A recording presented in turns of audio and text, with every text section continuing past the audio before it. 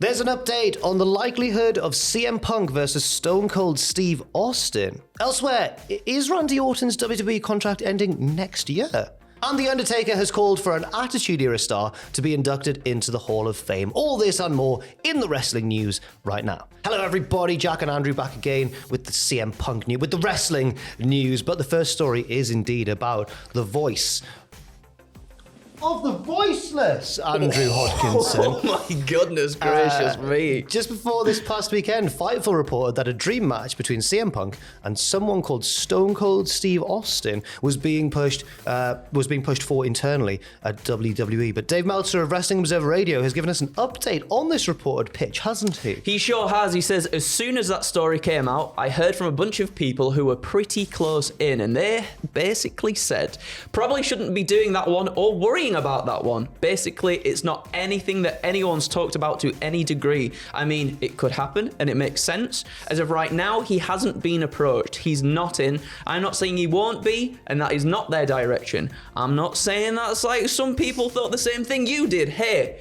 maybe we could do it. I would just say it's premature. I wouldn't say it's never going to happen either. Right, I think I could. Windy. The windy roads of Dave Meltzer. Don't worry about it. I've got my sat nav on. I think I've worked out what's happening here. Nice. I think basically that maybe when Fightful heard that this was a possibility. Yes. And the two stories, by the way, don't contradict. They're kind of saying this, it is possible, and then Meltzer's gone, it is possible, just not something they're looking at necessarily right now. Yes, yeah. So I think when Fightful heard their version of it, it was probably like, yeah, that's a match they could do. They could totally do that now. Mm-hmm. And then Meltzer's gone, is that a match they're going to do? Which is quite a different question, I suppose. Yeah, for sure. And I think somewhere down the line we will definitely get this because it's been in everybody. I think it's been on everybody's mind for quite a while. Yep. If CM Punk did return to WWE, what's a feud that people would like to see? And I feel like maybe it's not necessarily the first that people think of, but when you think of like matches that never happened, CM Punk and Stone Cold Steve Austin is definitely in there, I feel like. It's always at the forefront when people pitch modern versus attitude era like dream matchups, because one drinks beer, the other one doesn't. Exactly. What could happen there? The possibilities are endless. It goes without saying, two all-time greats on the microphone as well. All-time greats on the microphone, and also we saw obviously Stone Cold recently have that WrestleMania match with Kevin Owens. I feel like if it's a stipulation that sort of suits Stone Cold Steve Austin, as that match did at WrestleMania, where they get to brawl around everywhere, they get to do like, you know, little spots here and there,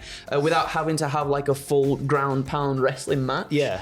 I think that I'd favour him, and it'd be nice to see CM Punk. I feel like maybe we've seen like dog collar matches and stuff like that, but with CM Punk, I don't know if we've necessarily, in his AEW run, I don't necessarily think we saw any sort of like fun stipulation kind of things. Well, the dog collar one was certainly a stipulation, but it was really serious. But yeah, exactly. Yeah, I think that they could totally pull it off, especially because Austin took a lot of people by surprise with how good he looked in that. Yes, as you've mentioned, the stipulation might have helped to disguise parts of his game that maybe weren't there anymore. But I do agree that given the right stipulation, they could definitely have a workable, very entertaining match. And the promos would be fire. Oh, they would be delicious. Oh my God. Randy Orton recently appeared on, Randy Orton is going to appear on Logan Paul's Impulsive podcast. The show is due for release, I think, tomorrow, but the episode's already been recorded, so maybe we'll see some things revealed in that. I'm excited. Genuinely, as much as I don't like the boy Logan Paul, I think his podcast is interesting when he's got wrestlers on there, because I feel like a lot of them open up quite a bit. They let their guard down. Yeah, they do. Yeah, which I like about that.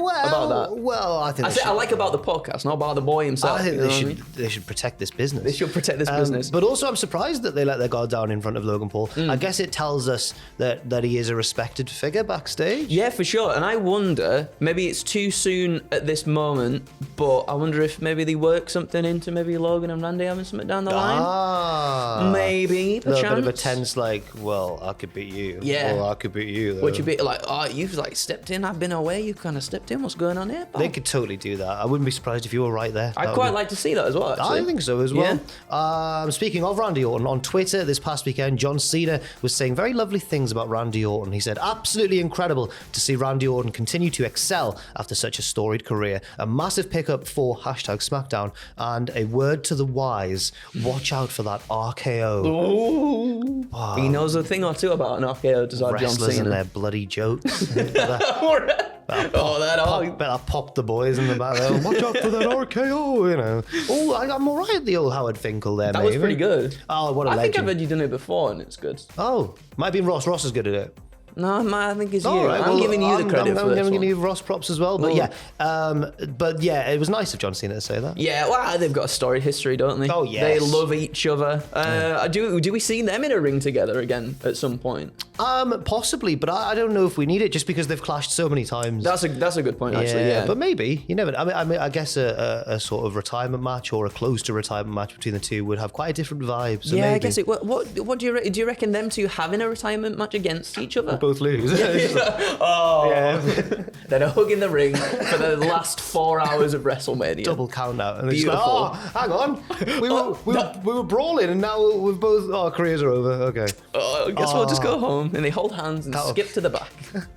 That would be so good. We also have an update on ex-WWE stars, the Grizzled young veterans, a.k.a. the Dyad in NXT as part of the schism. James Drake and Zach Gibson. They took time out from their various appearances at a litany of indie events to speak to metro.co.uk. They talked about their WWE departure, why they just weren't happy about... Well, I'll let Andrew read the quote. Yeah, so they were talking about stuff. In a nutshell, we just weren't particularly happy with how things were going. It all felt a bit boring. Ultimately, this is our job, but it's also our hobby and it's our life. So we want to be enjoying what we're doing. Now we're back out in the Wild West, baby. It all feels exciting and fresh again. It all feels a little bit like starting over, like you've got a new lease on life, said one Zach Gibson. Absolutely. During the interviews, when asked about future plans, they named places like Ring of Honor, New Japan, and TNA or Impact Wrestling as options before Gibson added, without giving too much away, all of these are on the radar. We're literally just enjoying exploring our options. One of those options which they've cashed in upon is our local promotion, North Wrestling. If you're in the area, that show takes place this Saturday and will feature the Grizzled. Oh, I'm excited to see them. Young veteran. Oh, the pause there as well. I'm so happy I needed that to they're sniff. out there. Are you okay? It's so cold in this room. It is very, very cold. I'm really happy to see them doing what they're doing after so long for just being stifled in NXT. I felt so bad for them for being... I'm not saying that like they maybe didn't get something out of it, but you could tell that gimmick in the schism with their spookiness and everything was just not, especially Zach Gibson. Zach Gibson's an amazing promo. Yes, he is. And to kind of hamstring him with that gimmick, I don't know what they were thinking. I mean, especially like you'd have thought Shawn Michaels at least, or someone would have been like, get them out there in the tag division now, because there's so many good tag teams in NXT as well.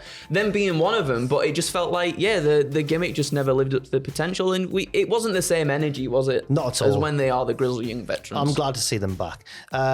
Speaking of Randy Orton, we're going to head back to the Viper right now because there's some contract news. Back in 2019, Randy Orton signed a 5-year deal with WWE. With the 5th year around the corner, does this mean that he could be... He's only just returned, but his contract's coming up. What does this mean, Andrew, according to Fightful Select? My goodness, Fightful Select saying here, Orton's original deal went at least until fall of 2024, which would put him at about a year remaining. However, after missing nearly 18 months, WWE sources indicated that there's a distinct possibility that WWE could add injury time to Orton's deal that would have him in the company up until 2026. While one higher-up told us that they expect this to happen, it exists as a probability, and we haven't confirmed that it's happened as of yet.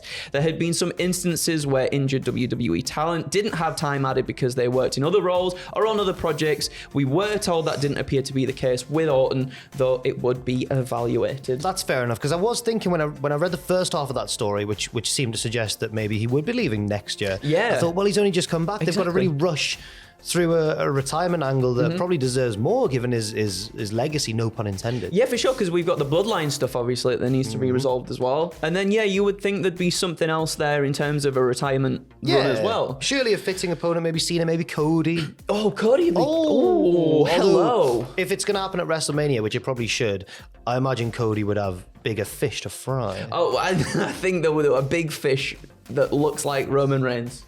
a big fish that I'm just literally imagining a big fish that looks like Roman Reigns. But yeah, I think that we'll have to keep our eyes open. But it seems like the Fightful Select suggesting here that the probability is that he'll get an extension on his deal. I would imagine so, at least, anyway, for sure, yeah. Speaking of extensions, a long video has gone out. I was waiting for that. I'm trying my best with these segues. Good. Thank you. So there's been a big new video on the YouTube channel. It's called The Golden Age. Yes. Part 1, where we take a look at WWE's Golden Age in quite some detail. It's quite a long and detailed video. Big shout out to the team who worked on it. You told me who they were. It was Sam. It was Matt Stewart. And Justin Henry as well. Big shout out to all three of those guys because it really is a great video. I've noticed that Tom, who put these notes together for us, has included a plug for it in this video and the previous news video on the channel already. So, I mean, there's also Weirdest Episodes out. There is. And it's very, very good. I watched it last night. Oh, did you? Yeah, it's really good. I was going to pretend to be angry there, but... Why would you pretend to be angry? Oh, well, thank you to Luke for editing that one. He's done a marvellous job. And also, yes, once again, that Golden Age video is well worth a watch. Congrats to all three guys who worked on that. Absolutely. Lots of good stuff going out over Christmas. Oh, 100%. December, baby. Oh. Finally, our last piece of news here today. Undertaker, on his recent podcast, 6 Feet Undertaker. Good that. Clever one, Mark. He says that one particular Attitude Era name should be inducted into the Hall of Fame. Who's he saying? He said Dustin Rhodes, a.k.a. Goldust, and I couldn't agree more, Jack. That was perfect right there. He said, absolutely 100%. This is a semantics thing at this point. I would imagine at some point down the road, I think his resume is Hall of Fame worthy. Obviously, we know the one stickler right now, and I think at some point that goes away. Then I couldn't see too much time probably going by that he wouldn't be inducted. He's in AEW.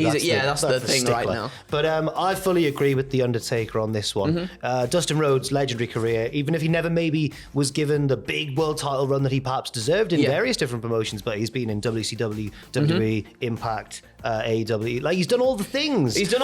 And he's again someone, in the first video we're talking about Chris Jericho reinventing himself. I feel like Dustin Rhodes did the same thing as well. Even though, like, reinventing even the Goldust character so much. The stuff that he's doing in AEW, I think, is some of the best stuff he's done. Honestly, I wish that, I know that, well, it's hard to say that now because AEW has such a bloated roster, but I sometimes wish, they could use Dustin a bit more. Just because the stuff he does always feels, he really brings a sense of authenticity to his feuds. Yes. You believe what he's saying. But yeah, speaking of The Undertaker, my mother texted me over the weekend. I think she's just learned how to send images in text format. Because she always just emails. She's like, did you get my email with that picture? Of like, it's like a childhood photo of me. I'm like, you can just send that. And she goes, no, my phone doesn't do that. It does. I've seen her phone. It does. Sorry if she watches this. She doesn't watch. She's not going to be watching the rest of the news. She might be. I'm worried now. I'll get another angry text from her 3 days later.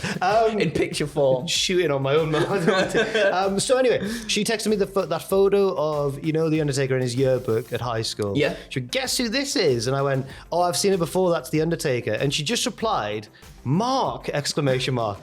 Now, she's calling you I Mark. don't know. Because at first I was like, that's his first name. She's going, it's Mark. And she's surprising me. How does my mum know The Undertaker's first? Or is she, as you say? I think she's having a go at you there. Is she going, you bloody Mark? Because you've been there saying you can just send these photos over bloody Messenger, Mum. For complete clarity, she's not a wrestling fan in the slightest. Nah, she doesn't know the language of wrestling. She's not going to know what Mark means. She does. She's a big fan. She learned from the best, you. Mark. No, but I'm not going home for Sunday dinner and just calling my you, Mark, kind of promo on everyone. And then she power bombs you straight through table. Are you from a wrestling fan family? Yeah. My dad was Giant Haystacks, no. My grandma used to love it. Loved the old school, World of Sports stuff back in the day. Absolutely loved it. And then it was my cousin that got me into the Attitude Era stuff. Oh, fair enough. I'm a wrestling muggle. I'm a muggle. I'm a muggle. I'm a filthy little mudblood. What was I going to say? Let us know if you're from a wrestling fan family or if you're the first of your name in the comment section down below.